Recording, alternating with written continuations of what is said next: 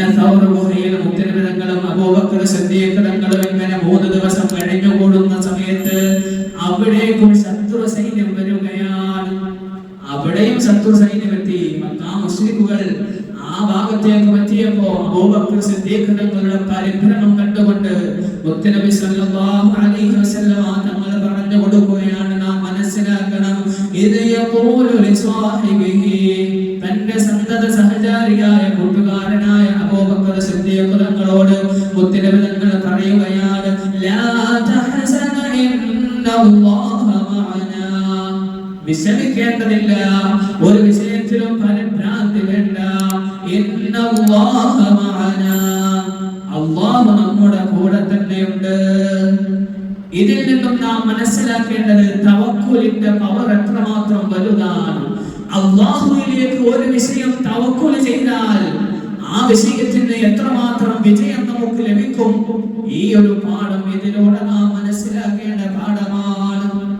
എന്ന് കരുതി എല്ലാ കാര്യങ്ങളും നാം ചെയ്യേണ്ട കാര്യങ്ങൾ ചെയ്തു തീർക്കാതെ എല്ലാം അല്ലാഹുവിലേക്ക് തവക്കുലാക്കിയിട്ട് ഒരു കാര്യമില്ല. അതിനൊരു ഉദാഹരണമാണ് ഒരു സ്വഹാബി മുത്തനബി തങ്ങളെ കാണാൻ വേണ്ടി വന്ന സമയത്ത് ഒട്ടകത്തെ കെട്ടിയിടാതെ വഴിയിൽ നിർത്തിയിട്ടിട്ട് അല്ലാഹുവിലേക്ക് തവക്കുൽ ചെയ്തിരിക്കുന്നു എന്ന് പറഞ്ഞപ്പോ മുത്തനബി സല്ലല്ലാഹു അലൈഹി വസല്ലം തങ്ങൾ പറഞ്ഞു കൊടുത്തത്, മകനെ, നീ ആ ഒട്ടകത്തെ കെട്ടിയിടുക, കെട്ടിയിട്ടുകൊണ്ട് അല്ലാഹുവിലേക്ക് തവക്കുൽ ചെയ്യ്. മറ്റുള്ളവർ ആരും കൊണ്ടുപോകാതിരിക്കാൻ, അത് തന്നെ ഓടിപ്പോകാതിരിക്കാൻ അല്ലാഹുവിലേക്ക് തവക്കുൽ ചെയ്യുക. അതല്ലാതെ മണ്ടത്തരങ്ങൾ കാണിച്ചു വെച്ചിട്ട് അല്ലാഹുവിലേക്ക് തവക്കുൽ ചെയ്തിട്ടുണ്ട് എന്ന് പറഞ്ഞിട്ട് യാതൊരു കാര്യവുമില്ല. നമ്മൾ ചെയ്യേണ്ട കാര്യങ്ങൾ നമ്മൾ തന്നെ ചെയ്തു തീർക്കണം. അതല്ലേ സൗറുവഹിയിൽ 3 ദിവസം മുത്തനബി സല്ലല്ലാഹു അലൈഹി വസല്ലം തങ്ങൾ ഒളിച്ചു താമസിക്കുകയാണ്. എങ്കിൽ പിന്നെ മുത്തനബി തങ്ങൾക്ക് അല്ലാഹുവിലേക്ക് തവക്കുൽ ചെയ്തിട്ടുണ്ട് എന്ന് കരുതി നേരെ മദീനയിലേക്ക് പോയാൽ മതിയായിരുന്നല്ലോ. അത് ചെയ്യാതെ മുത്തനബി തങ്ങൾ ഇങ്ങനെ പ്രവർത്തിച്ചത്.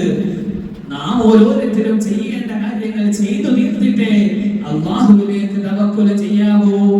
അസുഖത്തിന് നാം ഹോസ്പിറ്റലുകളിൽ പോയി സൂചനകൾ നേടിയെടുക്കണം. അതിനു വേണ്ടുന്ന എല്ലാവിധ കാര്യങ്ങളും ചെയ്യണം.